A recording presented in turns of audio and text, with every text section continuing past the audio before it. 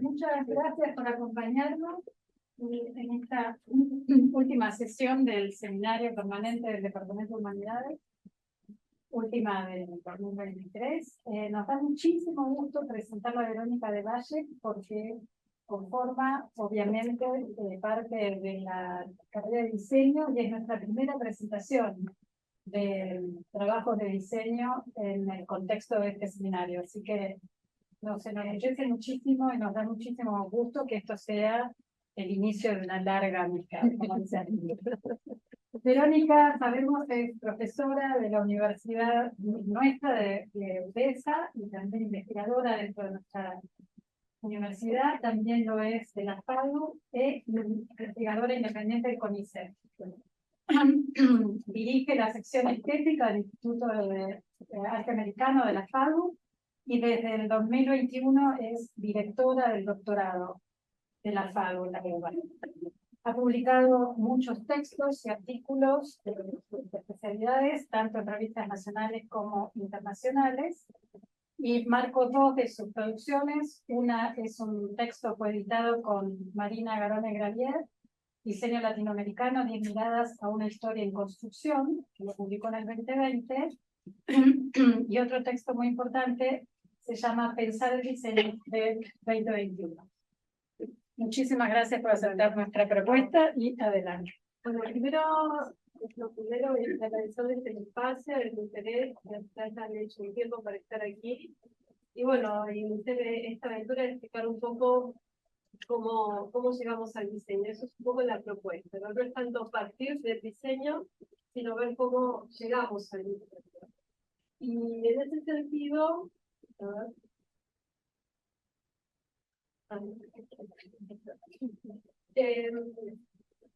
lo que a mí me interesa un poco trabajar en el encuentro de hoy es cómo surge el concepto de diseño, cómo el concepto de diseño surge en una especie de convergencia, pero también de desprendimiento de una serie de discusiones en relación al arte, y un arte en particular que es el arte abstracto constructivo, ¿no? Y en particular el concretismo en la arquitectura.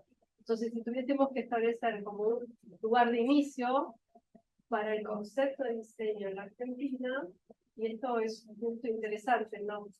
Digamos, es una discusión más de las intelectuales que de materialidades, ¿no? O sea, de formas de pensar la cultura material y visual, o de reorganizar el pensamiento en torno a la cultura material y visual, donde aparecen en ese ecosistema conceptos como los de arte, bellas artes aplicadas, artesanía. Bueno, ¿qué es el diseño? ¿De qué se debe encargar el diseño? ¿Cómo surge en la Argentina? Es un poco esta cuestión. Entonces, vamos a comenzar, digamos, por aquí, ¿no? El manifiesto de los cuatro jóvenes, este es un manifiesto bastante conocido, donde va a aparecer, digamos, como un referente clave en el proceso que estamos reconstruyendo aquí, que es Tomás Maldonado, ¿no?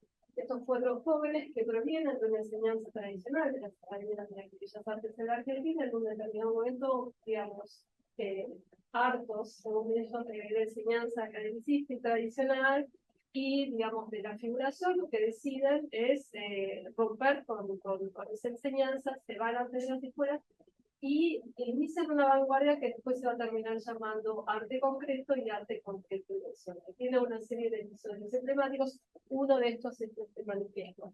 El tono parece, digamos, casi sintonizar con los tonos de nuestros actuales tiempos, ¿no? Es necesario suprimir a los imbéciles en el arte, ¿no? Como una especie de insulto, agravio a todo aquello que ellos consideraban como decadente, anticuado.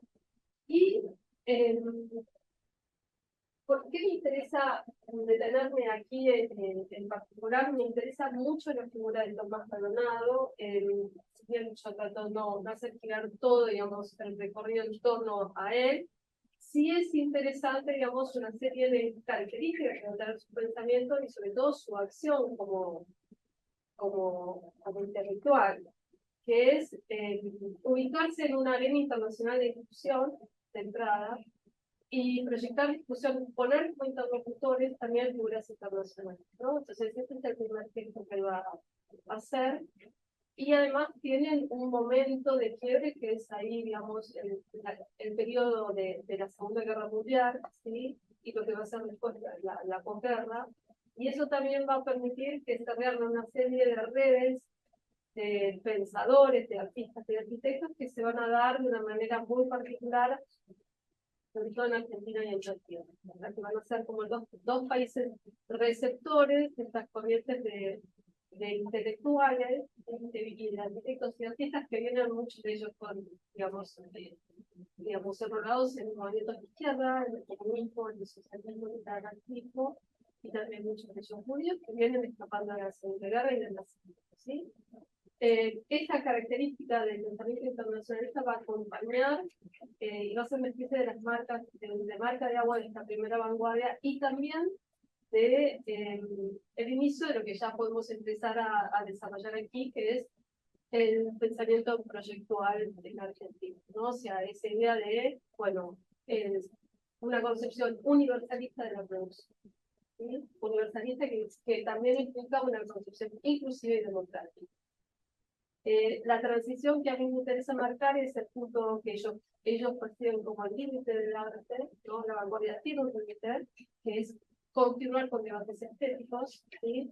Hacer énfasis en la dimensión estética, y es necesario, y eso, el impulso que lo va a llevar a Maldonado directamente es pegar el salto en Garrocha y del arte hacia un universo nuevo, que va a ser el diseño, que va a ser digamos, el universo de la utilidad de la función, y lo que él va a llamar el entorno humano, ¿no? Casi como un concepto anticipador, digamos, de lo que se viene a futuro. Entonces, bueno, estamos aquí. Yo te doy el a mi computadora y bueno, acá el año pasado se volvió se abrió, digamos, el atelier en Suipachi, Paraguay, no sé si pudieron ir a verlo. Forma parte de esto, digamos, de la arquitectura y del diseño del Grupo Austral. ¿Por qué interesa el Grupo Austral? El Grupo Austral es un grupo de vanguardia arquitectónica que se funda más o menos entre el 37 y el 42. ¿Sí? O sea, tengo un lado del arte concreto, por otro lado la arquitectura moderna. Y lo que va a hacer Austral fundamentalmente es tratar de impulsar las ideas de los congresos internacionales de arquitectura moderna de los CIAM. ¿Sí? Tenemos dos CIAM, CIAM con C, son estos congresos, y después tenemos CIAM con S, que está en PESA, CIAM Italia. Estos son los CIAM con C, que son los congresos internacionales de arquitectura moderna, que ya se había, a partir de la Carta de Atenas, como le conocí, que va a tener una enorme, no quiero decir una enorme presencia en la Argentina, ¿sí? Ya habían impulsado una renovación del pensamiento arquitectónico en Europa y en Estados Unidos, y en América Latina va a ser un terreno muy fuerte para las ideas también de la arquitectura moderna, sobre todo las reformulaciones que va a ser la arquitectura moderna brasileña, ¿no? Niemeyer, Ponta, van a ser interlocutores y reformuladores un poco en esa especie de ímpetu que tienen en Brasil, ¿no? De trabajar la vanguardia y reformularla, trabajar la arquitectura y darle una vuelta de tuerca que también interpele las realidades locales, ¿no? Y en ese sentido, ¿por qué interesa la arquitectura moderna? Porque acá tomo palabras de José Francisco Lerner, ¿no? O sea, la arquitectura moderna, a diferencia entre las arquitecturas, es una arquitectura que sí va a marcar una antes y un después, porque va a dejar de ser una arquitectura monumental, o sea, lo que diferenciaría previamente, digamos, la construcción de la arquitectura tiene que ver con el saber arquitectónico, y el saber arquitectónico hasta el movimiento moderno es monumental. O sea, la arquitectura se dedica a los edificios de las religiones, a las creencias, a la política, a los estados.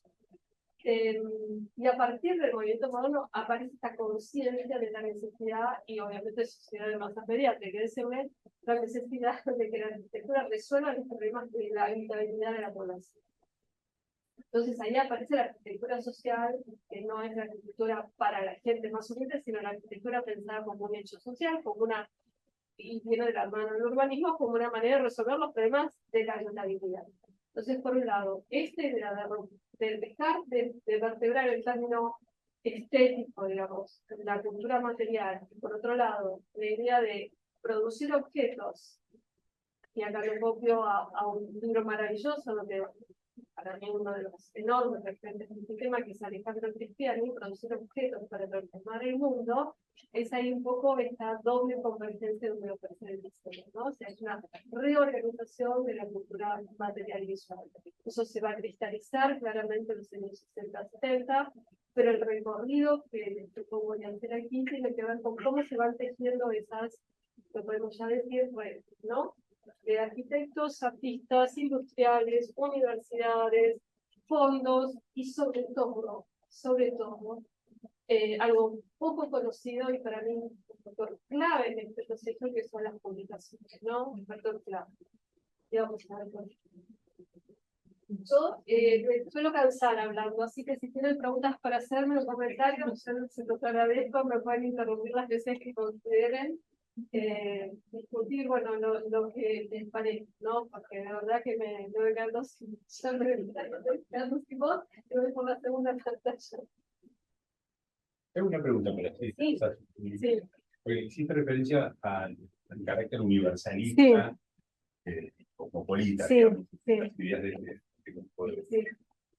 Y ahí yo pensaba cuando decías eso, puede haber por un lado una cosa de principio, de queremos que esto sea una disciplina universal, y puede haber lo que algunos llamaron el recurso a la internacionalidad como mecanismo legitimador interno. Vos te diferenciás y generás autoridad respecto a tus pares locales con estas referencias internacionales. ¿Cuánto y cuánto te parece que había? Yo creo que es más de la primera que de la segunda, porque además eran marxistas. Okay. O sea, tenían una lectura, digamos, del proceso de la historia de la vanguardia en términos marxistas, sobre todo maldonaderismo. Entonces, al contrario, lo que les resultaba medio insoportable era el medio local, digamos.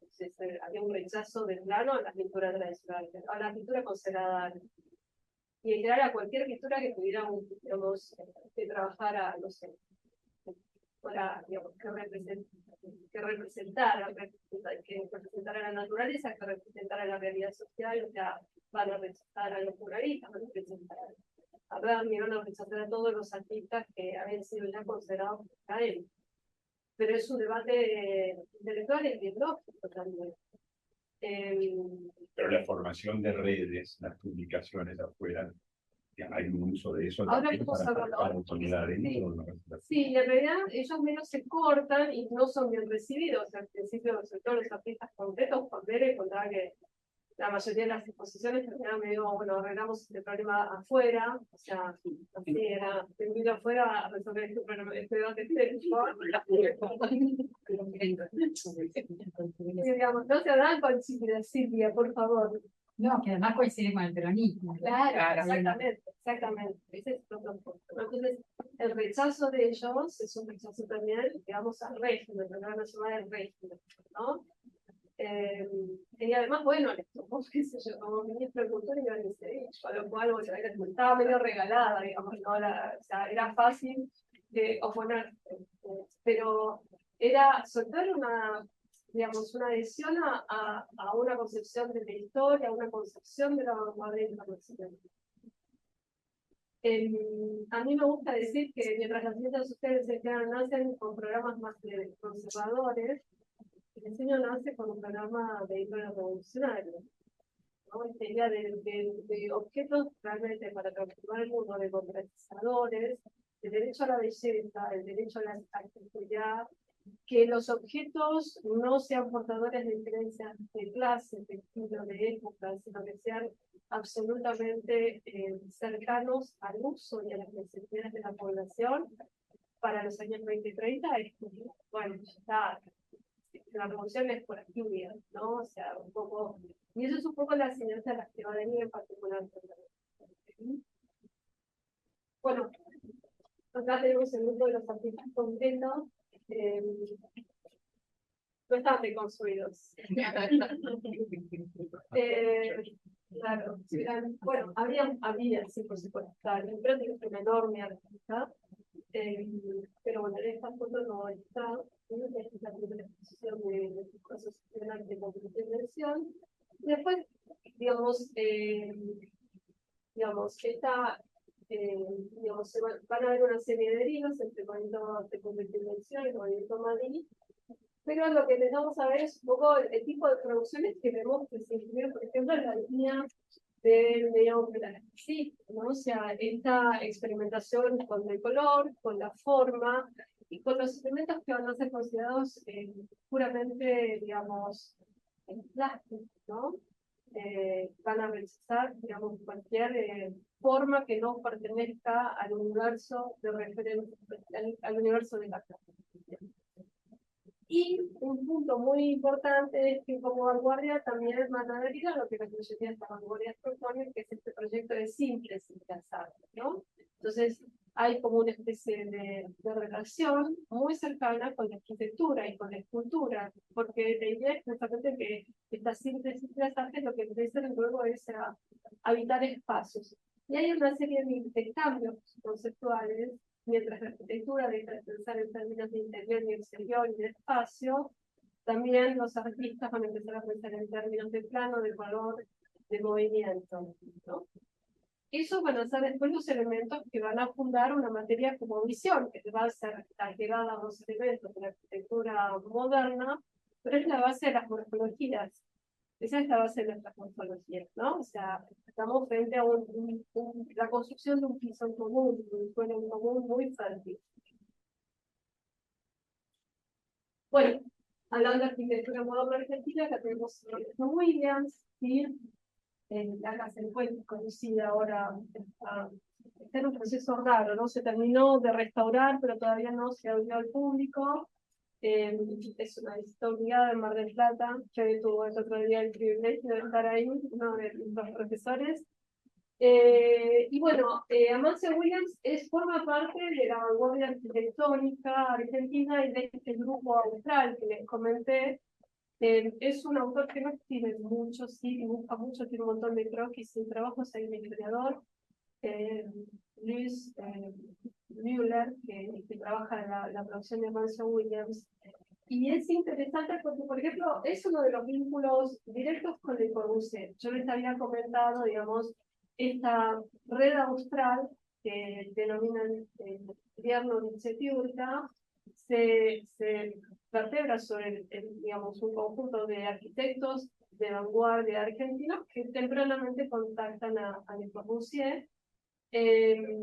Bueno, Le Corbusier llega a la Argentina en el año 29, se pone, digamos, en tono con la vanguardia local, con, digamos, la revista Sur, o sea, es promovido, y tiene una serie de, digamos, de intercambios con los que van a ser sus discípulos argentinos, que son Juan Kurchan y Jorge Ferrari Ardoy. Y a partir de ahí empiezan una serie de iniciativas en las que Le Corbusier también va a estar bastante pendiente de América Latina. Eso es una correspondencia que fue realizada por Vierno y Nietzsche-Piurka, que más o menos de 29 al 75, digamos, ¿no? Y lo que se ve, ellos utilizan acá la figura de, dice, no nos interesa tanto hablar de una influencia de las ideas de Europa o de París, en este caso, hacia la Argentina, sino que nos interesa fundamentalmente pensar esto como una especie, como si fuera una reacción química, ¿no? Uno pone dos elementos y ve qué se produce ahí. Entonces, la arquitectura argentina se ha modificado obviamente con la presencia de Le Corbusier, pero también Le Corbusier se había modificado en sus concepciones arquitectónicas a partir de la experiencia de ciudades de las características de Buenos Aires o de Río de Janeiro y de Bogotá. Tienen tres planes reguladores para esas tres ciudades latinoamericanas, ¿no? Entonces tenemos por un lado, y lo que es interesante es que la única casa que proyectó Le Corbusier en América Latina fue dirigida por Amancio Williams, esta casa de Curuchet de la Plata. ¿Preguntas? ¿Algo? Bueno, sigo. Bueno, acá les decía, ¿no? Esta es la otra pata de esto que estamos reconstruyendo aquí, que tiene que ver con el arte concreto, ¿no? La obra de Littipratti. Alfredo Lito y Tomás Maldonado, los tres referentes también, digamos, del arte concreto. Bueno, no voy a abundar, acá hay expertos en arte moderno, arte concreto, arte constructivo en la Argentina. sí me interesa marcar, digamos, la secuencia o la institución dentro de un conjunto de obras, digamos, constructivas, ¿sí? También los niños hacen neoplasticismo. En lo concreto, esto se materializa con esta idea de experimentación sobre las formas que son enteramente plásticas, y una pregunta que se empieza a desarrollar cada vez más, que tiene que ver con la forma, ¿no? Que después va a derivar esto directamente hacia la teoría de la buena forma, ¿sí? También de la mano de otro artista concreto suizo, que va a ser Max Frisch, ¿no? Y el grupo de vanguardia Alianza. Entonces ya hay experimentación con los lenguajes, con la forma, con el color, con el espacio, y un cambio que parecen cambios mínimos, pero en realidad conceptualmente son enormes, que es este idea, ¿no? De no interior y exterior sin espacio, sin no, digamos, composición, sino movimiento, y una serie de cambios, y que en Bauhaus previamente también habían hecho la transición de los talleres de materiales hacia los talleres de productos. No sé, uno de los grandes cambios que registra Bauhaus es este cambio de los talleres que eran de madera, de metal, de vidrio, pasan a ser talleres de producto, de textil, de gráfica, ¿no? Entonces eso ya está marcando una serie de movimientos tectónicos que después van a aparecer varios ejemplos. Este es el punto que a mí me interesaba marcar en relación a las publicaciones, ¿no? Acá tenemos una secuencia de publicaciones de arquitectura tradicional y de arquitectura moderna. ¿Y por qué interesa, digamos, esto lo trabaja muy bien Cecilia Civili, que es historiadora de la arquitectura, ¿sí? Y lo que tenemos es, primero, porque muchos de ellos fueron fuente de mi trabajo de investigación, ¿no? Entonces tenemos la revista también técnica, ¿sí? O tenemos la revista de arquitectura, que es una revista que está, digamos, un periodo de publicación muy grande, entonces uno puede ir viendo distintos cambios en la discusión profesional que se ve. Hay algunas que son más profesionales, otras que son más académicas. Tecné aparece acá, pequeñita. Tecné formaba parte del grupo austral, ¿sí? Y básicamente donde aparece tematizada esta idea de vanguardia arquitectónica, ¿sí? Donde se publican digamos, de estos arquitectos del grupo austral. Pero ¿por qué me interesa en particular esta secuencia de revistas y las que después siguen? Porque, ¿cómo digo que tiempo? Más o menos. Porque, digamos, lo que voy a decir es una obviedad, pero no lo es tanto en relación a la repercusión y la caja de resonancia que tuvieron las publicaciones argentinas en América Latina. Todos nosotros hablamos un mismo idioma. Entonces, las publicaciones que se dan en arquitectura, bueno, con excepción de Brasil, ¿no?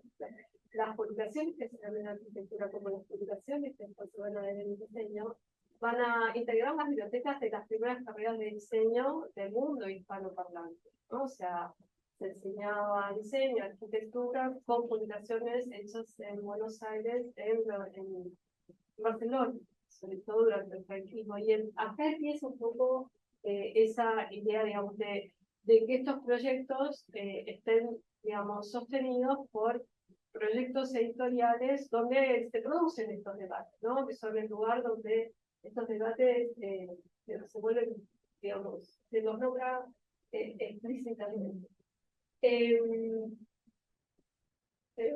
Y después hay una publicación, que es la arquitectura de hoy, que está aquí arriba, ¿sí? Que esa sí reproduce la arquitectura Yupi, que es, digamos, traída, y se empiezan a hacer, digamos, números que sí van siguiendo el debate europeo, hasta que, por ejemplo, aparece la arquitectura, digamos, moderna brasileña.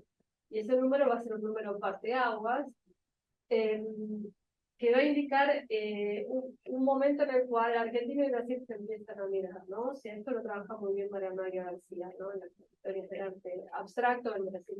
Entonces, ese momento es donde los arquitectos que se están formando aquí empiezan a ver, digamos, la producción de la arquitectura moderna, y los artistas de vanguardia empiezan a ver lo que produce con el arte concreto en Argentina. Y es una serie de intercambios, escuelas de verano, seminarios, se invitan a muestras, se empiezan a hacer muestras de manera concreta. Bueno, esto es la secuencia de las raíces, que también para mí es como sumamente importante, ¿no? en la revista Madrid, todavía en la sala, digamos, del arte, digamos, Madrid es un desprendimiento del arte concreto, ¿sí? Y después tenemos ya el inicio de una serie de revistas. Este es el número 1, nosotros se editan 2 números, digamos, donde es una revista de cultura, ¿sí? De psicoanálisis, de arte, de literatura, ¿sí? Pero donde de golpe ya Maldonado empieza a hacer o la gráfica o empieza a intervenir con notas de crítica de arte, porque eran sobre todo analistas de arte, ¿sí? ¿Quién las editaba? Ciclo no, digamos, no sé quién editaba concretamente Ciclo, sí sé que editaba la revista de Estudiantes de Arquitectura y Innovación. Ciclo es una revista digamos, de arte y literatura, pero en realidad era el mismo grupo, ¿no? Ellos financiaban las publicaciones y después no pueden pasar. De golpe salen 2 números, o son, no tienen una enorme, sí. Pero a raíz de cifras que, por ejemplo, se conocen de los debates que se dan digamos, en casa de Maldonado, es que se conocen, por ejemplo, Méndez Mosquera y Maldonado, ¿no? Se empieza en un lugar de convergencia donde se arman estos proyectos y un poco se los ponen al hombro, qué sé yo, por ejemplo, digamos, la revista, el número 2 de la revista Ciclo ya aparece la tipografía que trae Maldonado de su primaria de Europa, él se trae los plomos, o sea, se trae las cajas sí, se trae eso, ese regalito, digamos, no hay que traerse, hay que cargarse, digamos, unas cajas de... Y, digamos, y eran en ese sentido como abanderados de los caos. ¿Qué tipografía era? La de tú. Así, la fronteriza. Sí, acá tenemos a especialistas, lo mío al fondo. Y bueno, y acá se produce un poco en este momento, ¿sí?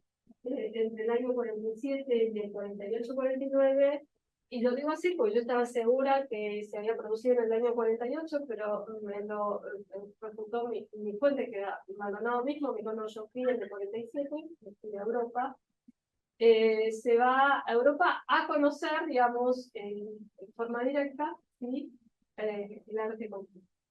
Hay una serie ahí, metido una entrevista a Bill, que ella lo seguía, por ser el líder, digamos, del grupo digamos, de arte concreto suizo Allianz. Y acá a mí me interesa mucho acá seguir el trabajo de María García, porque lo que ella muestra es como un tan intercambio de vínculo que se empieza a gestar entre los artistas concretos argentinos y los suizos en un contexto muy particular, que es una Europa que acababa de salir de la Segunda Guerra, una Suiza que queda medio aislada y con un arte, digamos, abstracto que cae un poco en desgracia, sobre todo porque empiezan otro tipo de corrientes, digamos, artísticas del europeo, y sobre todo porque, sobre todo las formulaciones alemanas, empiezan a ser novelistas. Entonces es como un arte que queda un poco limitado, ¿sí?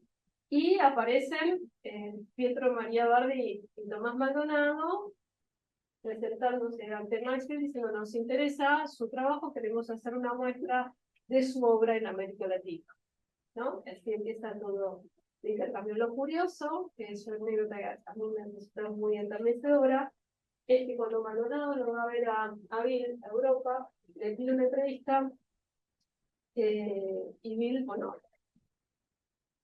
cartas manuscritas, por supuesto, fechan la entrevista y después Bill le dice, la vamos a tener que cambiar porque viene una pareja de jóvenes alemanes a visitarme con una propuesta y yo no puedo atenderlo ese día.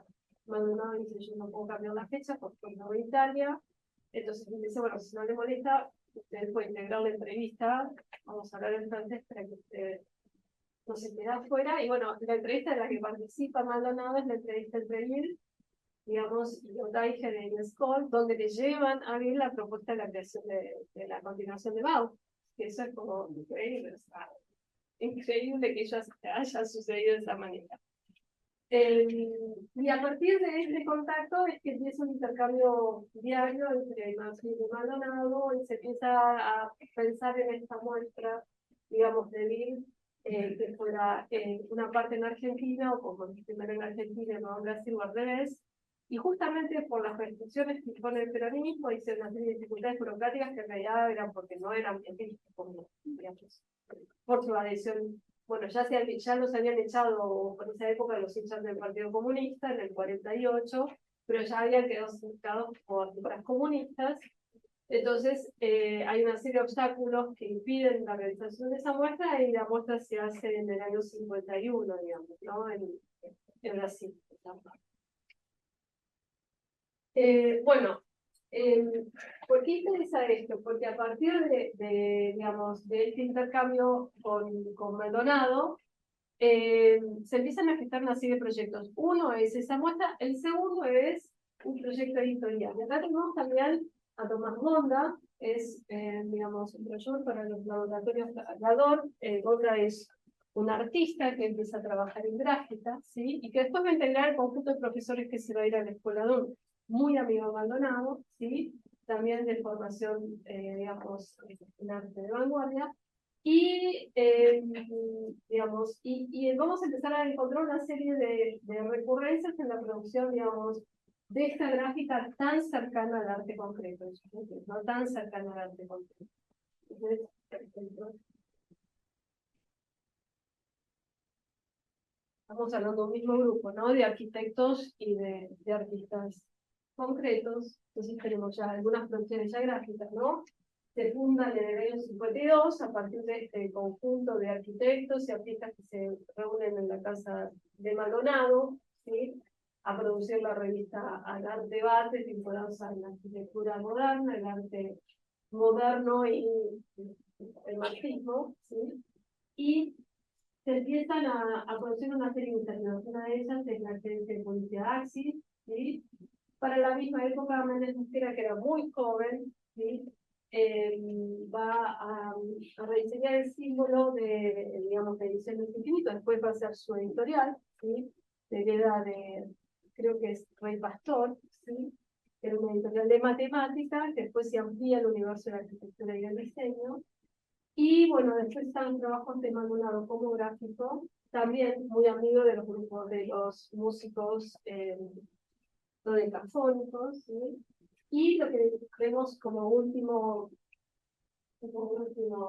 aquí, que es la silla de César Llanelo, que tiene varias versiones de la silla W, de Llanelo y Gómez, ¿no? Llanelo también formaba parte del mismo arquitecto, Breyer, Llanelo, son el conjunto de arquitectos también que van a empezar a formar parte de este grupo de estudios que se fundaba primeramente en lo de Maldonado, y después se van a mudar a las oficinas de la revista Nueva Visión en la calle Cerrito, y ahí se van a juntar los músicos, los artistas, los arquitectos. Ahí se va a crear el grupo de arquitectura moderna, OAR, ¿sí?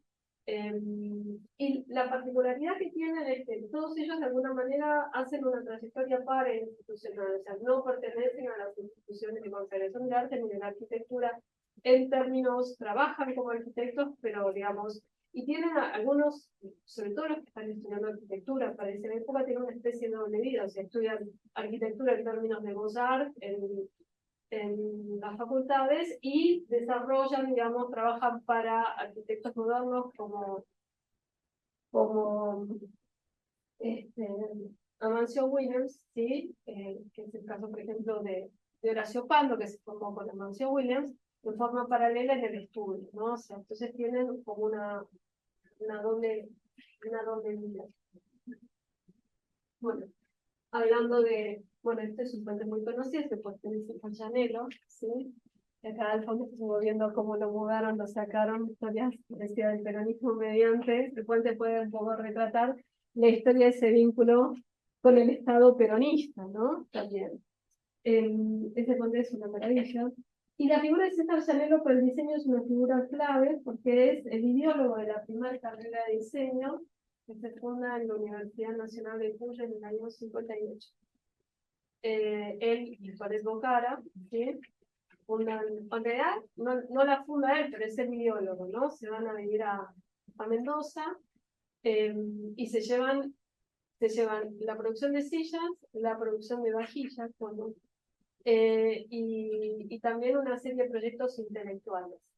Las cartas de Llanero son una fuente interesantísima para ver esto, porque, digamos, nada, estaba cambiándose con Crusellas, con Maldonado, y Llanero es una figura que podría haber tenido el mismo impacto que Maldonado, hablaba 3 idiomas perfectamente, se cambiaba con Joseph Albert, digamos, era una figura de esas características, pero no tuvo este interés en posicionarse internacionalmente como tuvo Maldonado. Entonces se queda más digamos, con un arco de referencias más local, más aquí.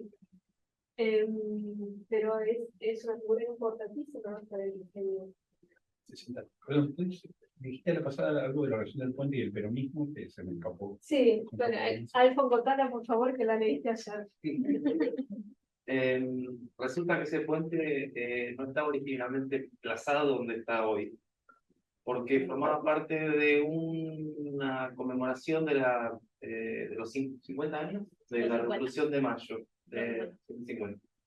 Entonces, para ese evento se había hecho una muestra en un predio que estaba repartido digamos, atravesado por la avenida, ¿cuál es esa? Figueroa Costa, en donde hoy está la TV pública y enfrente. Entonces, el proyecto incluía 3 puentes que conectaban esos 2 ámbitos de la muestra. Por supuesto, por problemas presupuestarios se construyó uno solo. Y el gobierno de Isabel Perón decide demolerlo posteriormente para hacer, donde hoy está la TV pública, el monumento, ¿cómo se llama? Donde están los restos de... Sí, memoria. Donde iban a poner los restos de Perón, de Vita, de San Martín, del mausoleo. Proyecto que tampoco prosperó porque en ese predio estaban no solamente cruzaban una serie de cloacas y de caños y cosas que hacían muy compleja el cimiento, sino que incluso estaban los restos de otro monumento que tampoco se llevó a cabo, que era el descamisado. Con lo cual, digamos, destruyeron todo, incluso el puente, sin realizar nada. Y posteriormente, entonces, sí deciden reconstruir el puente. Entiendo que posterior al gobierno de Perón, ya en el proceso. No sé exactamente Cuando se festejan los 150. Claro, y entonces de ahí lo corren y lo ponen donde ¿Todo eso para 1960? ¿Todo pasó en el mismo año? No. El puente es del 55. Ah, 55, cuando y empiezan, sí. claro, y la reconstrucción es del 76 o algo por ahí. ¿La colocación frente a derecho es recién el 76? Más o menos. ¿Sí? Eso no se estaba el otro antes. ¿Y Llanero Más qué, adelante. cuándo se va a Mendoza? ¿En qué año se va a Mendoza? En el año 45 más o menos. O sea, muy jovencito.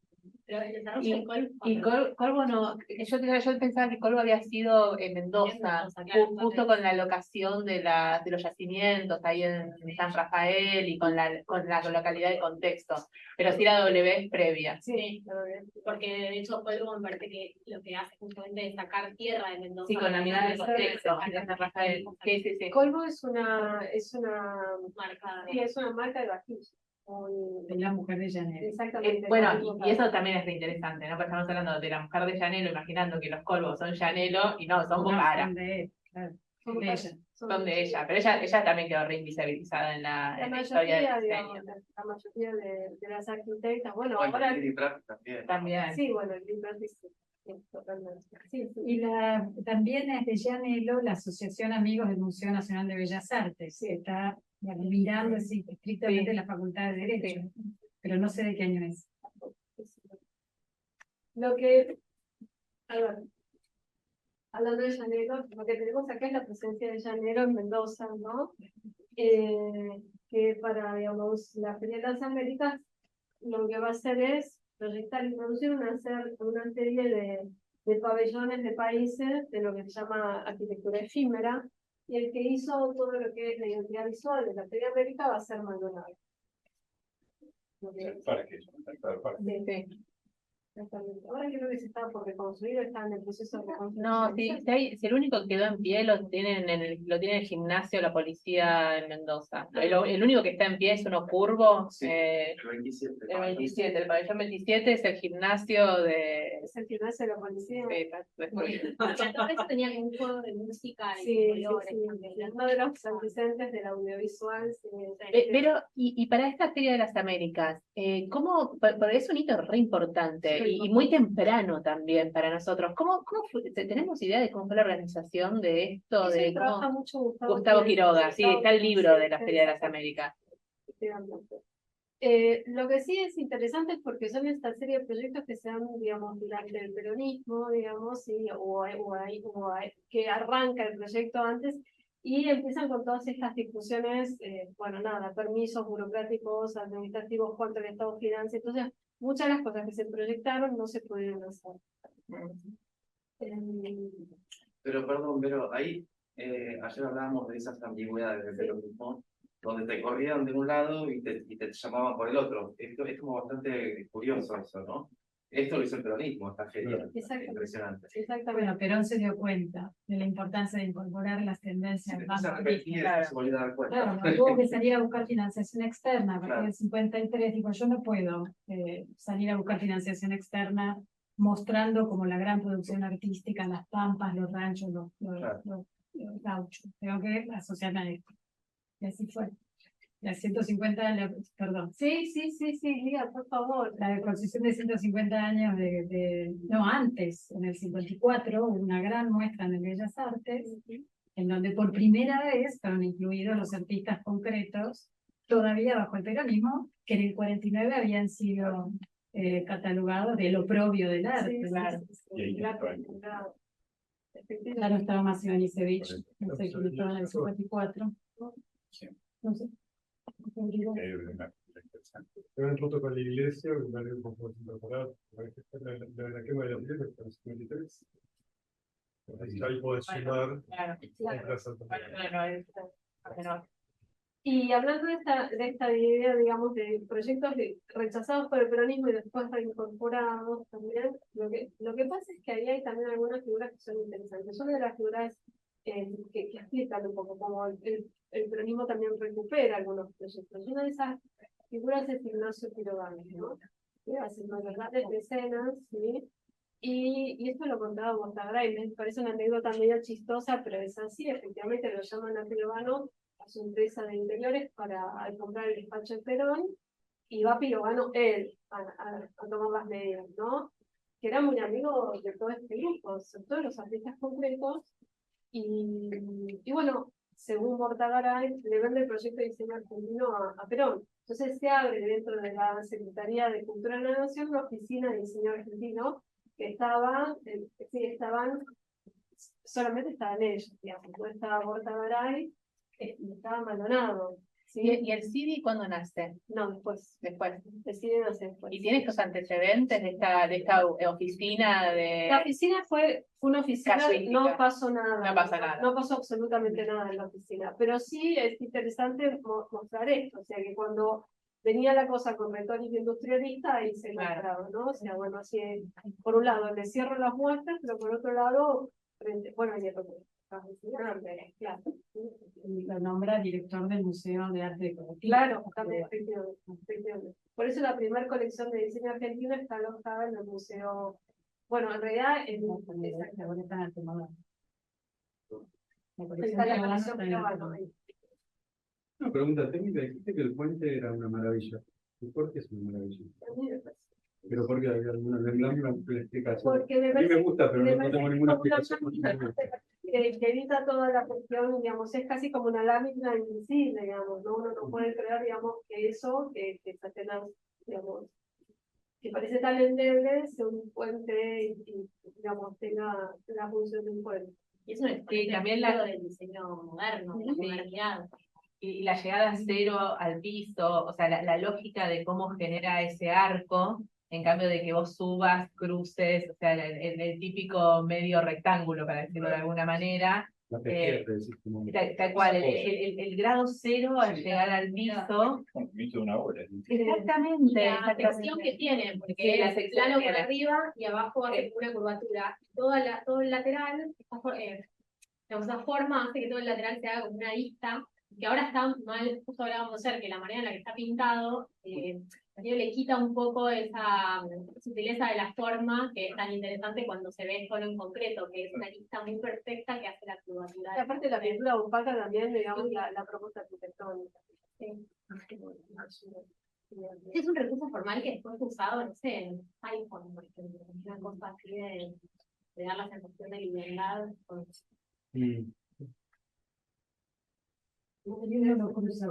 ¿Cómo ves este tiempo? 1:30. Bueno,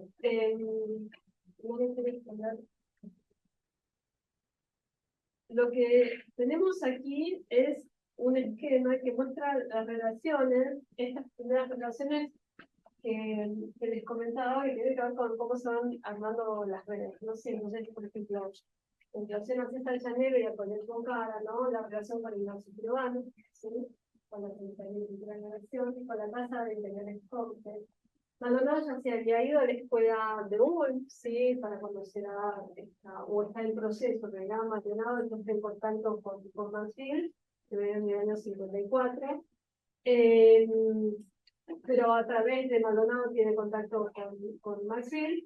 Después, quienes arman la primera carrera de diseño, que también de diseño genérico, sí, en Mendoza, son Arturo Schulcher, Manuel Sánchez de Bustamante, y aparece también la figura de Armando Muñoz, digamos, digamos, todos ellos empiezan a tener una pattern de industria directamente, ¿no? Para los años 50-60, este conjunto digamos, de ideólogos, arquitectos, artistas, ya empiezan a trabajar tempranamente en la industria.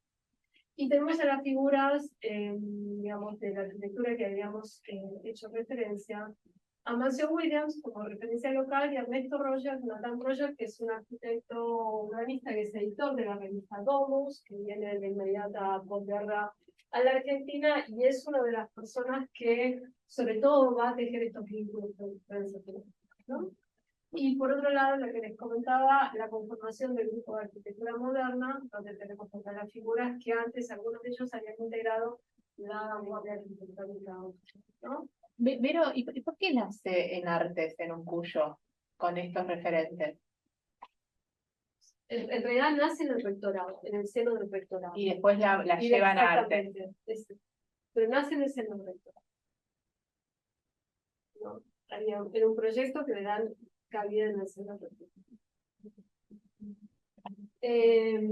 Todavía están las graduadas, las primeras graduadas que tienen, todavía guardan sus proyectos iniciales. Hay digamos, hay un proyecto de investigación que están haciendo alumnas mías, que es ir a entrevistar a mujeres que encontraron mujeres, digamos, que con 80 y pico de años, 90, que fueron de las primeras graduadas de esas carreras de diseño en Cuyo y todavía conservan las entregas en algunos casos. Como Y ahí el vínculo con Xi'an, la figura de Torcuato Vitela, sí, debe tener algún papel. es después. Porque es del año 58. El 48. Los cuatro padres del 48 y la fundación, digamos, Vitela se da en el 58.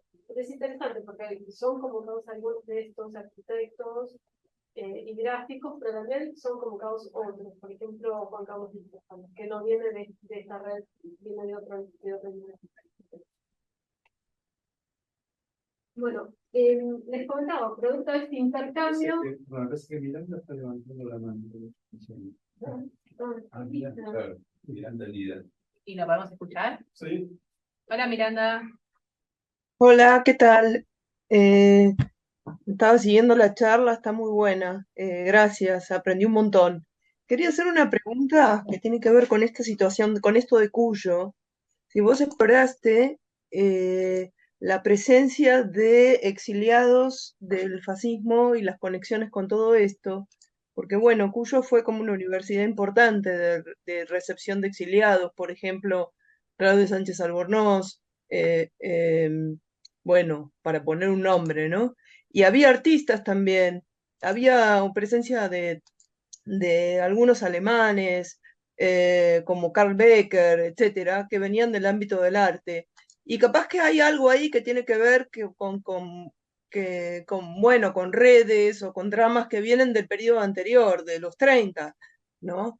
Porque Cuyo fue una universidad clave en términos de acogida y recepción, teniendo en cuenta que es una universidad muy joven, creo que se funda en el 39, y se funda con gente muy potente, en ese momento, con una gestión que es muy consciente de que es necesario captar exiliados, y hacen una política de atracción muy, muy intensa que conecta con Estados Unidos, con Europa, ¿no? Con España. Y en ese sentido, la pregunta, ¿no? Porque me parece que no es casual que Cuyo en este lugar, en este contexto, tenga tanto protagonismo. Eh, Miranda. Miranda. Bueno, te agradezco muchísimo, Miranda. No, el caso tuyo no lo trabajé y me resulta muy interesante lo que comentás, de que me abre como una puerta Porque yo lo trabajé en un artículo, si querés después te lo paso. dale, dale, me El súper sirve. exilio y estas tramas y cómo Cuyo es una universidad crucial. Sí, sí trabajé más en la Universidad Nacional de Tucumán, que es Ujú. que abre la primera carrera de urbanismo, Ujú. también durante el peronismo, y con un programa también de orientación hacia el urbanismo y la arquitectura moderna. Es bastante, son esas contradicciones, ¿no? O sea, Perón sí la financia la Universidad Nacional de Tucumán y pone, creo, de rectora de College, el botánico, que hace un plan de renovación curricular muy importante, y ahí se empiezan sí, a dar contenidos vinculados en términos de enseñanza a la arquitectura moderna, que era lo que no sucedía en la Universidad de las Artes. Pero sí, me interesa mucho, Miranda, lo de, te pido por favor cuando después me lo compartan. Sí, claro, hubiera querido ir, pero se me complicó. No, no hay problema. Pero bueno, si podés seguir, es la ventaja de la post-pandemia. Bueno, a ver, lo que tenemos acá es, bueno, esto que les comentaba, ¿no? La invitación de Bill a Maldonado a integrar el plantel de profesores. Lo que es interesante es que la escuela de León nace de alguna manera con una doble restricción, ¿no? O sea, la doble restricción es que Bill acepta dirigir la escuela, pero tenía mucho miedo a que continuara, digamos, de inmersa en una cultura nazi. Entonces pone dos condiciones. La primera condición es que sean contenidos humanistas. Y la segunda condición es que la mitad de los profesores y estudiantes no sean alemanes. Entonces eso ya de alguna manera hace que la escuela de especialidad traemos un intercambio entre becarios, estudiantes y profesores, y también explica la presencia importante de estudiantes latinoamericanos en la escuela de una es María Taxeas, que es esta estudiante también que apareció en el esquema anterior. Y acá, bueno, Te hago una pregunta, sí, porque viste que hay un artículo de María Ledesma, un texto muy viejo en la serie de comunicación, en medio del tono provocativo, dice: nacimiento del diseño es en 1945. ¿No? Dice, bueno, yo lo voy a decir de manera arbitraria, y justamente es a partir del caso de cómo, no sé, en la carrera de diseño, cómo articulan, digamos, toda esta historia que vos contás del diseño gráfico en Argentina, que es un campo muy productivo y muy provechoso, y esa historia del diseño europeo, ¿no? Que es tan visible, ¿no? Porque viste que el caso de estás contando todo esto, pero también está ¿no? Dentro de lo de Brown, ¿no? Que es esa idea del diseño orientado a la empresa, ¿no? O sea, que son como dos historias que van como en paralelo, pero también son distintas, y cómo se articula eso, eh, o se deja abierto, sí, ¿no? Una problemática abierta. no, a ver, está buenísima la pregunta. Yo no lo veo como dos historias distintas. Yo lo veo que básicamente como un intercambio. O sea, lo veo como un intercambio. Nosotros, esto se lo comentaba a Alfon y a Bea, nosotros como que tenemos una presencia bastante importante en esas escuelas cultivadoras de Bauhaus, y de lo que es de los estos profesionales que digo. Entonces, sobre todo el giro que después se va a producir en MOL es un giro que va a tener, digamos, que uno lo va a ver directamente reflejado en las publicaciones argentinas, ¿no? En Nueva Visión, que lo va a ver, en Editorial Nueva Visión, lo va a ver, y sobre todo en la conformación de iniciativas como las que sigue el libro, es decir, esa concepción más vinculada al diseño de producto o al diseño de comunicación visual orientado a la empresa, pero con fondos del Estado de Formación de las universidades, lo ve claramente como una política de los años 60. Yo no lo veo como distinta. Sí creo que este momento es un momento de quiebre, es un momento en el cual la buena forma que viene se liga, digamos, de las formulaciones del arte concreto de Bill, digamos, va a tener, son como, ¿no? En el año 53, 54 comienza la escuela, en el año 55, 57 se produce esa gran discusión entre Google, digamos, Eicher, Maldonado por un lado y Bill por el otro, pierde la concepción que ellos consideran en realidad sería el universo de inscripción del diseño, ¿no? El universo de inscripción del diseño tiene que ver con un mundo de estética del arte, es como un horizonte mayor, y Eicher, Google y Maldonado van a decir, el universo de producción de la buena forma, no lo van a llamar diseño todavía, tiene que ver con lo tecnológico y con la industria. También tiene que ver con una necesidad como del mundo, ¿no? Como la necesidad de crecimiento de las empresas que necesitaban profesionales formados. Eso es lo que dice Maldonado para justificarse, lo dice Jorge Grisetti en una carta. O sea, hasta ahora este señor Biff, que era amigo mío, sigue insistiendo en la teoría de la buena forma, y las formas que se proponen de golpe no entran en la industria. Nosotros nos tenemos que pensar en una industria y tenemos que pensar en la producción industrial. Con el nacimiento de los colegios de diseño, de los grupos formados en Londres, de distintas ciudades del mundo. Efectivamente, es ese momento, y es el temprano inicio de las primeras asociaciones nacionales e internacionales o regionales de diseñadores, o sea, sea todo de manera conjunta, ¿no? Sí, para los años ya 50, 60 ya empiezan las asociaciones de diseñadores. Bueno, la publicación de la revista de la Escuela de UM, quienes tengan presente la revista Suma, bastante parecida, ¿sí? Lo que va a ser la revista Suma acá, la Escuela de UM no tuvo un capítulo tan central en la arquitectura. La revista Suma es una revista de historia arquitectónica, entonces lo que va a hacer Suma, que eso lo toma de la revista Nueva Visión, es en la puesta en página y comparar arquitectura moderna con diseño. O sea, el diseño empieza a ser ya contado, visualmente, no como arte, no es a lo tachen, sino a lo único, ¿no? Entonces, empiezan una serie de argumentos en la puesta en página que son distintos a otro tipo de formas de explicar el diseño. Y eso ya de entrada, digamos, confunde ese lugar de familiaridad. Insiste en este familiaridad entre la arquitectura y los diseños. Después lo que lo va a llamar el modelo espiritual. Bueno, esta imagen hermosa, Alfon, por favor, contala, que encontraste vos. Bueno, nada, me pareció fantástica el momento de estudiantes acalorados en un recreo en los años 50, apoyando descansando sobre un banco emblemático, si se quiere. Y aparte con cara atribulada, o sea, no estaban como muy relajados, están como pensando algo, ¿no?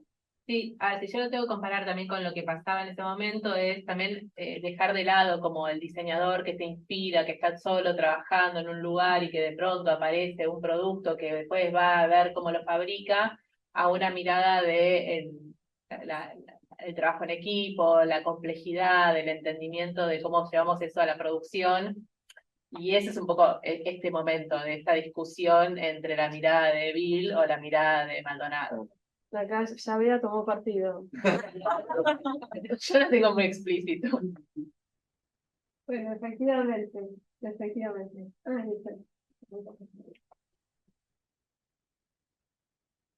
yo avanzo porque estamos con poco tiempo. Bueno, ese es el segundo esquema y también me interesa, la retórica del decano interventor de estos del peronismo de la Universidad de Buenos Aires.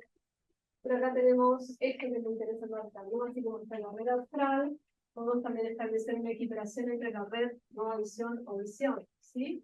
Entonces, en la Facultad de Arquitectura de la Universidad de Buenos Aires y en la Universidad Nacional del Litoral se va a crear una asignatura que se va a llamar Visión, en la carrera de Arquitectura, que va a tomar unos elementos que ya habían aparecido en la revista Nueva Visión. No lo dije, pero es importante, están directamente vinculados con New Vision de los Molinari, también está directamente en línea con este pensamiento, con la idea de una percepción, digamos, objetiva, ¿sí? De la realidad, sin filtros culturales, sin simbolismos, sin, digamos, cuestiones de índole más subjetivista.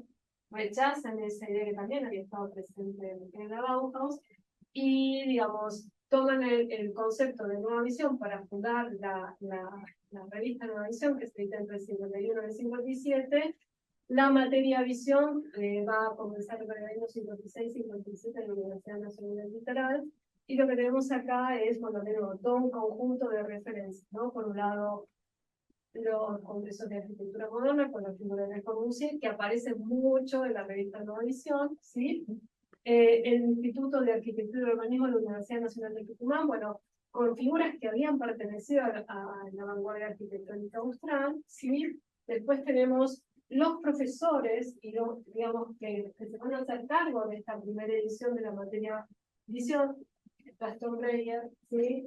Y de Pera, y después quienes también se van a formar y van a ser profesores de esta materia, tanto en el Litoral como en la UBA, como después en La Plata, que van a ser César Llanero cuando vuelve de su estancia en Mendoza para el año 56, Juan Manuel Botagaray y Carlos Méndez Mosquera, que está siempre en esto, está en Nueva Visión, está digamos, en el Círculo de Maldonado, digamos. Y lo que, sobre todo a través de la figura de Botagaray, que se va con los fondos de espionaje Cancillería durante el peronismo a Chicago, ¿sí? Pero esquivando, digamos, su afiliación al justicialismo, por eso se va con los fondos, digamos, no declarados como el del actual CIDE, ¿no? O ¿cómo se llama ahora? Bueno, esa secretaría de los espías. Y ahí se forma también el Instituto de Chicago, que es el corresponsal cuando en la revista Nueva Visión aparece JMB, Juan Manuel Botagaray, que es el corresponsal argentino que cuenta, por ejemplo, no sé, lo que pasa con la nueva Bauhaus ahí, o digamos, el aniversario, los 70 años de Gropius, o sea, y bueno, es el CIDI, el Centro de Investigación en Diseño Industrial. ¿Sí? Sí, y llamamos diseño industrial no a diseño industrial como carrera tabicada, sino al diseño producido por la industria. Es un espacio que nace en el Instituto Nacional de Tecnología Industrial. ¿Cuántos años está el CIDI, Ibero? Y está del Al menos 58 10. hasta el 2008, desde ahí en medio que muere, no, hasta el No. 98, hasta el 98. Muere y después es... Y después es el centro de diseño del INTI, que también ahora murió. Y básicamente es un espacio en donde lo que buscan es estimular el vínculo entre la disciplina o el diseño y la industria para generar productos que después fueran etiquetados con etiquetas de buen diseño por parte de una certificación a nivel nacional. Y ahí están todos, está Ditela, está, no sé, lo que en su momento, no sé, todas las empresas tradicionales de los 70, 60. Esa, digamos, el CIDI se crea dentro del INTI, del Instituto Nacional de Tecnología Industrial, lo convocan a Marcelo Uribe, que era un Uribe es el que lo dirigió. Claro. Y él convoca a todos estos, el grupo, la red de Nueva Visión, pero para armar, digamos, el premio de buen diseño, siguiendo la teoría de buen diseño. Y lo interesante es que lo piensan de manera tripartita, ¿no? O sea, con financiamiento del Estado, contacto con las empresas, la idea es que las empresas vieran ahí productos para poder producirlos y con la formación de diseñadores de las universidades nacionales. Lo mismo que se está haciendo ahora, lo que llaman el Silicon Valley de Tandil, ¿no? Que es, digamos, Tandil lo que hace es efectuar de ingresos, plataformas tecnológicas, de impuestos para todas las tecnológicas, un poco de seguridad, la universidad forma, ¿sí? En el área de tecnología, programación, etcétera. Y también hay muchas empresas de tecnología que están yendo a... Fue un espacio súper emblemático el cívico. Sí. Bueno, después si querés hablar del sello de Lisa. No. No sé, no, es mucho posterior, muy posterior. Bueno. Esto es lo que les comentaba, ¿no? O sea, el tercer punto de esta red Nueva Visión no solo es la revista Nueva Visión, la materia Visión, sino la editorial Nueva Visión, ¿sí? Que fue fundada por Jorge Licetti en el año 56-57 y digamos, pero que saca primeramente un libro homenaje a Max James en el año 55. Que creo que es un libro en tres idiomas, en alemán y en inglés. La editorial Nueva Visión es una editorial dedicada al arte, a la arquitectura, pero también, digamos, al diseño, a la cultura material, o sea, tiene una...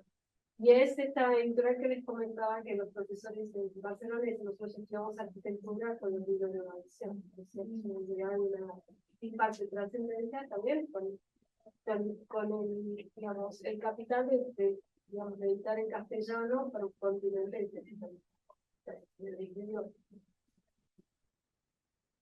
Ahora sí, vamos a Nutella, que es la otra vertiente para los años Torcuato muere en el 48, en el 58 creo que sea la fundación Nutella, y también para el año 60 lo contrata a Stefano, ¿sí?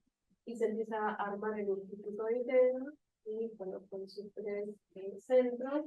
Algunos dicen que, digamos, el departamento de diseño gráfico es el cuarto centro del instituto, y ahí están las figuras que digamos, Fontana, Di Stefano, Andrali, ¿no? Que había venido Ahora, ¿Cian de qué año? La empresa Cian no, del 20 y pico, empieza como empresa, sí. El papel de Torcuato con este vínculo industria, diseñadores de la claro. Pero el que digamos, Torcuato padre trabaja, digamos, en amigo de Moscón, digamos, no empieza a desarrollar caños tempranamente, todos los electrodomésticos, pero el que viene con una cabeza muy distinta es Jorge de haber hecho una maestría en economía y de tener como a la empresa Olivetti como una referencia en términos de gestión empresarial es Guido, ¿sí? Y es Guido un poco el que va a impulsar, digamos, empieza, digamos, con Guido, lo contrata a Di Stefano, y empieza a trabajar con la idea de identidad visual de la empresa, empieza a unificar la imagen, y también empieza a hacer trabajo, digamos, trabajos como gráficos. Entonces, ya hay un nuevo concepto, digamos, de... Tenía como de sensibilidad por el arte, ¿no? Sí, Toda la vida la colección fue coleccionista. Estos catálogos están acá. Sí. Bueno, y este es ya lo último que tenemos, y vamos a ver pantalla. Bueno, lo que tenemos también es el desarrollo, digamos, del diseño industrial. Ahí ya aparece el diseño gráfico, diseño industrial con nombre y apellido, ¿no? Ya se crean las carreras de diseño y comunicación visual en La Plata, y diseño industrial en La Plata, ya no es diseño genérico en Cuyo. Y bueno, ya lo que tenemos es una industria, el diseño de sociedad de industria, ¿no? Entonces, acá vienen trabajos emblemáticos. Vean, contamos un poquito de esto. No, básicamente el diseño que puede modularizarse, que puede estandarizarse, que puede funcionar para diferentes lógicas. ¿Cómo se llama? Me olvidé el nombre de los. Fanny No, sí, Fanny sí, pero el Fototrama. Fototrama, gracias. Me salía Fototrama.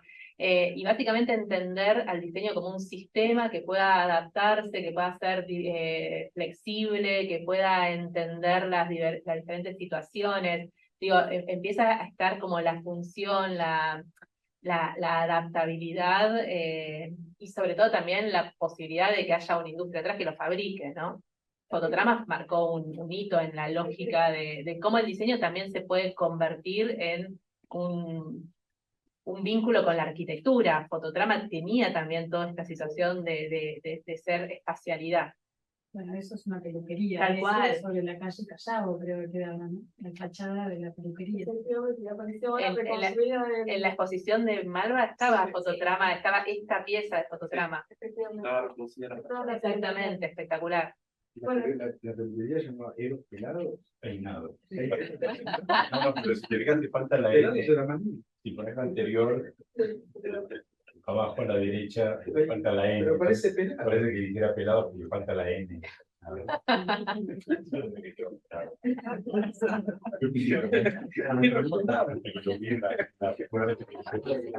Sí, las sillas de Stalin y todo esto, ¿con qué no importaba? ¿Quién les traía?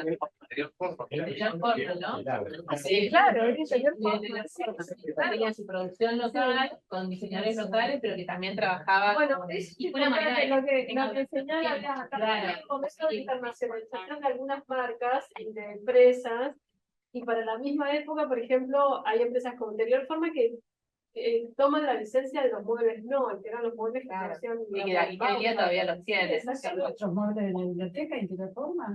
Algunos sí, no todos, pero algunos son de diseñadores mucho más jóvenes. Hicieron una buena curaduría en la biblioteca. No tuvimos nada que ver, pero hicieron una buena curaduría en la biblioteca. No, pero lo interesante es que, digamos, la foto de la izquierda es súper emblemática y habla de la implementación del diseño como el sistema para reproducir imágenes a gran escala, algo impensado en ese momento y que hoy es un píxel, algo más común que Claro, la exactamente. leche. Pero lo que pasa a la derecha es también reinteresante, porque el mobiliario que se muestra ahí es algo revolucionario para el momento también. Sí. Sí, y sobre todo con mirada internacional, porque ese sí no es local ni producido Claro. localmente, pero convivían, ¿no? Sí. Bueno, Bien, pero también muy es la contemporáneo, llegada muy contemporáneo. también es la llegada de las grandes empresas internacionales y también como una propuesta respecto de esos interiores y de ese mobiliario. Claro. ¿No? Digamos, Knoll, por ejemplo, qué sé yo, lo que hizo fue producir mobiliario, por ejemplo, para Ford, que era una manera de una política cultural de Estados Unidos también. Entonces es interesante porque cuando anterior forma, digamos, y te lo cuenta esto Susi Ansel, Susi. que venían los técnicos a ver cómo se producían las sillas y cómo tenían que tener un resort, pero se estaban 3-4 meses capacitando, digamos, en la fábrica tradicional. Es un trabajo de calidad importantísimo. Bueno. No, claro, obviamente. Los archiconocidos, ¿no? Magic, el sorprendente y la tele de la política. Vos tenés una, ¿no? Yo tengo los dos, pero sí, el fetiche viene con nosotros también. Pero para mí lo más interesante es que acá también empieza a estar como la idea del diseñador como sin apellido, sin nombre, el diseñador, que es un diseñador anónimo para la industria, o sea, para el común de las personas a pie, nadie conocía a Hugo Kogan o a Napoli, digo, y no importaba eso, lo que sí aparecía era este tipo de productos con una mirada súper funcional y súper masificada en la casa de todas las personas.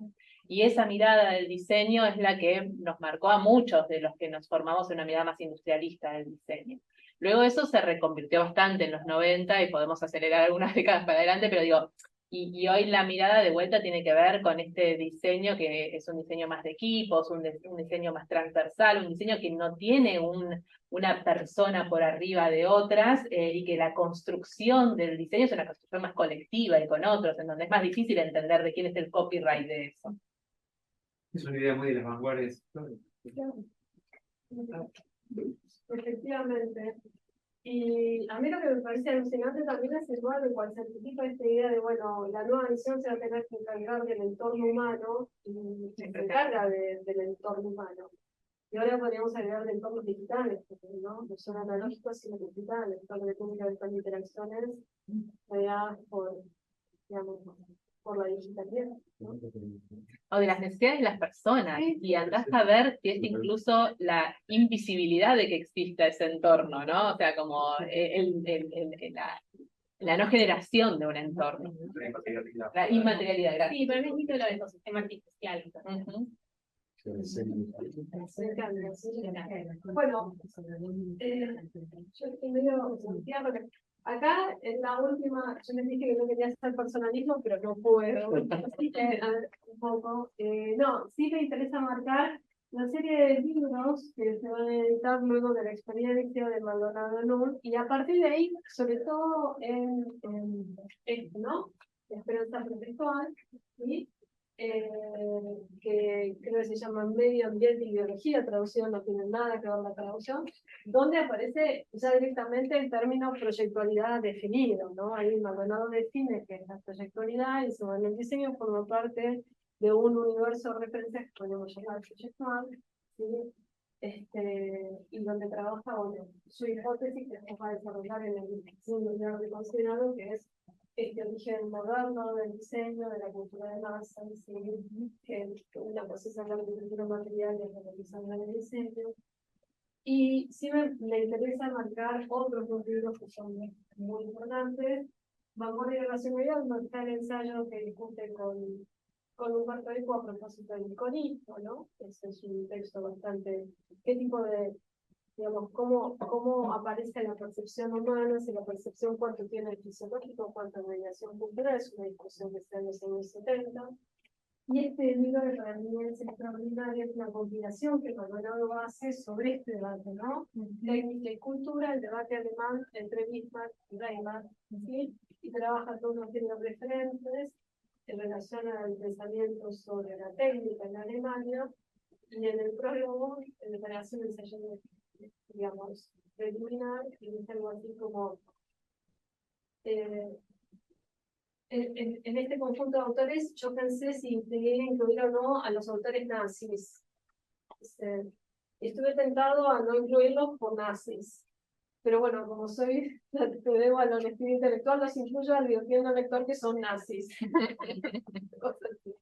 Bueno, y hace poco editaron las cartas entre Maldonado y Gropius, Sí. que son tremendas, porque Maldonado lo mira desde acá arriba todo el tiempo a Gropius y lo maltrata de una manera. Claro, por eso esta idea de que él construye sus referencias y sus interlocutores internacionales desde el principio.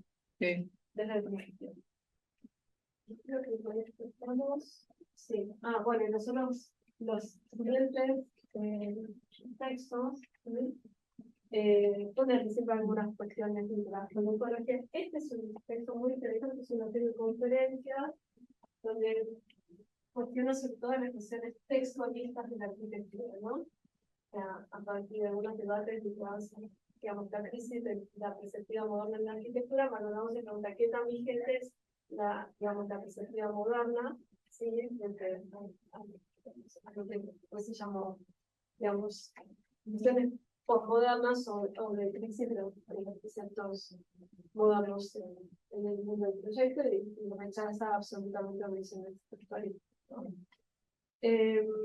¿Qué más decir? Lo último que me interesa señalar que ese intercambio fue entre, digamos, este grupo, digamos, de arquitectos, diseñadores, instituciones también, todas estas instituciones tuvieron un fuerte vínculo con otras escuelas de diseño de América Latina y de Europa, y hubo como una ida y vuelta digamos, que fue muy fructífera y muy enriquecedora para nosotros. Y quería decir algo más, y que no fue de la raíz.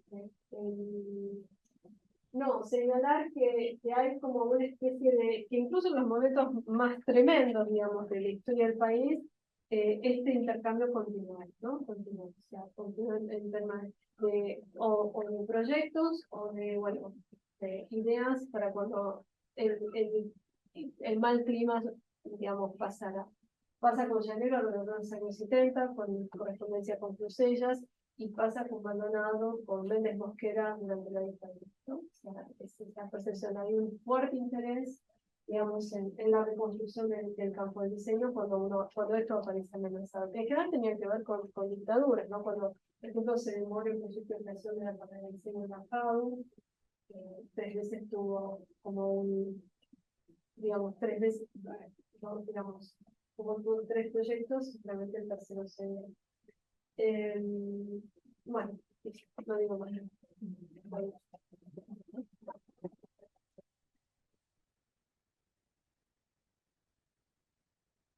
La seguimos cuando quieran, no sé si tienen dudas, preguntas o comentarios. Sí, que una pregunta más cortita sobre algo que pasó medio rápido, tengo varias décadas hasta revuelta. Es el episodio de la expulsión del partido de los 4 que ¿Quieres contarte un poquito por cuán metidos estuvieron y cómo se llega con toda la producción. Eso lo trabaja bien Daniela Lucena, que es quien trabaja la inscripción en los artistas conflictos dentro del comunismo. Pero, sintetizándote, se llama contaminación artística y ya el título de... Sí, Pero un poco la idea es como que ellos no admitieron, digamos, a que entonces, de alguna manera, entonces se insistían en una idea vanguardia que después, al principio fueron promovidos por el Partido Comunista Argentino, hasta que viene la orden y a partir de ahí no.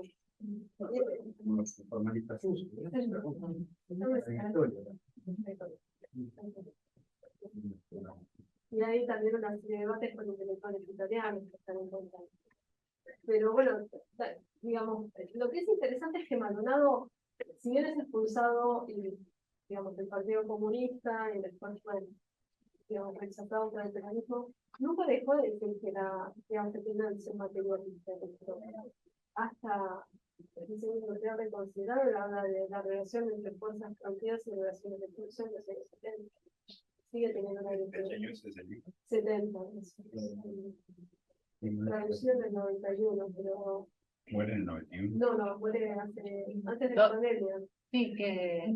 Traducido al castellano en el 91. Maldonado vino a la Argentina en el... No, pero la última vez que vino... 2018 no fue. 2018. No sé. Puede ser. No, creo en el 2014 en la Academia Nacional de Medicina. No, había una pero de una charla... Sí, 2018 2017, ¿eh? Sí. Re grande, de hecho se murió 2 años después, sí. ¿Realmente cuándo se crea la carrera de diseño en el LUBA? En el 84-85. Sí, es de la reapertura democrática. En la FADU, ¿no? En la Sí, en la FADU. Y después empiezan las carreras privadas de diseño, ¿no? La primera es igual del UP, y después la UCE. ¿Todas siempre en Buenos Aires o...? No, después en otro. Sí. Se crea en el Nordeste, Claro. en Oberá. Bueno, sí, pero la de Oberá ya es como 2007, mucho más cerquita. No, pero yo y Tucumán, ustedes son anteriores a la Tucumán no tiene diseño. No. Cuyo, entonces. Cuyo La Plata. Y La Plata Azul. Sí. La de La Plata tiene, bueno, está dentro de Bellas Artes. Las dos. Claro. Bueno, eso es toda otra lógica, ¿no? Si está dentro de Bellas Artes, o si está dentro de arquitectura, o si está dentro de ingenierías. Nosotros no tenemos adentro de ingenierías mayormente, no sé si hay alguna, pero No. cambia un montón la O de perspectiva. negocios, porque no. Bueno, hay algunas que están en negocios, sí. Menos mal que ustedes cayeron en la Sí, humanidad. gracias por recibirnos en humanidad. Pero también no las cátedras de la FAU también tienen esa lógica según cuando se fundaron según el titular, bueno, Alfredo Savera que venía más del arte y después había cátedras con más titulares de arquitectos. Sí, eso ya cambió un montón. Sí, Y hoy día Hay más disciplina. todo el recambio ya modificó un montón. Y sí, por supuesto, cada cátedra tiene como su perspectiva, pero sí dejó de estar esa mirada tal vez más de diseño, más del mundo de la arquitectura o del mundo del arte. Sí hay cátedras más que tienen más proyectos del ámbito social, o cátedras que tienen más proyectos del ámbito de la forma, si querés, pero están más nivelados. Una pregunta, porque cuando mencionaste que no sé quién fue a Chicago, ¿no? Cuando estaba en la John Carter Brown Library, que hay en Providence, estaba todas las mañanas por la puerta de la Rhode Island School of Design, que es súper importante ahí. Y recién estaba googleando, y es de fines del siglo XIX. Y me llamó la atención porque cuando nació con esta idea de que el diseño implicaba tanto la plástica como los productos manufacturados industriales y artesanales, ¿no? Y eso ya es a fines del siglo XIX. ¿Eso tuvo algún impacto acá? O vos mencionás mucho, obviamente, la conexión con Europa, ¿no? Pero bastante poco con Estados Unidos. Y estos tipos ya del siglo XIX venían como pensando esa cosa, simplemente para ubicarlo en el No, mapa, es que hay un o es montón otra de- historia no, esa. es que hay un montón de tradiciones. También están todas las escuelas de artes y oficios, toda la enseñanza de las técnicas, digamos, ¿no?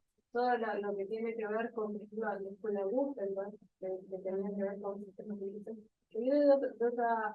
¿Por qué no los trabajo? Porque no por su producción, sino porque el concepto de diseño aparece, por eso dije, no es una historia disciplinaria antes que una historia que tiene que ver con estas transformaciones. Pero sí, eso está, claro.